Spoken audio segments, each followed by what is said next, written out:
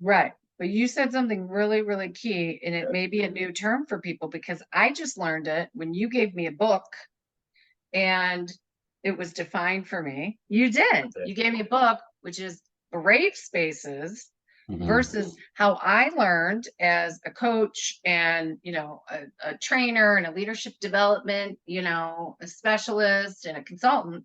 We learned creating safe spaces.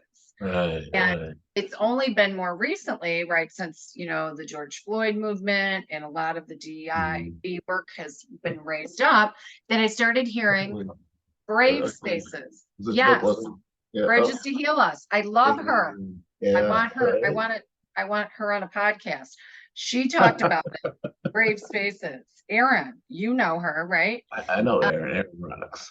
Yeah. But it was and it was also in White Fragility. So in White Okay. Fragility, like, and it was I forgot what chapter it was in, but she was talking about again, like when the dominant majority, which is usually, white folks and males that lead organizations, when we're creating safe spaces, they're safe for the dominant majority.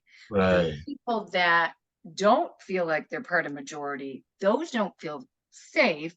So we're actually doing, if we're trying to be inclusive, we're doing, we're kind of doing the opposite. But brave Mhm. spaces, I like really resonated with that because it's like in the bravery, one of my guidelines whenever I do a group is about openness, being Mhm. vulnerable, leaning in, let go of looking good. But that is brave. That's actually not safe. Like it's not Right. safe until you do it 20 times and then all of a Oh sudden, yeah. Then it's like easy.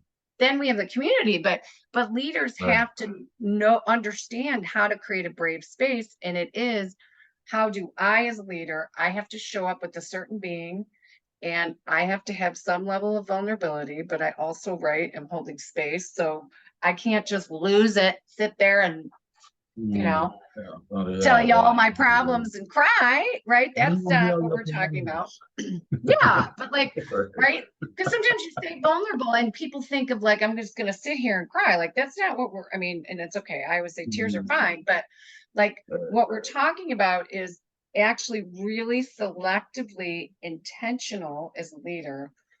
What do I share so that I am having feelings? I am sharing in some brave, open way because I'm role modeling what I want the rest of the group to do, but it's for a purpose. It's not just kumbaya.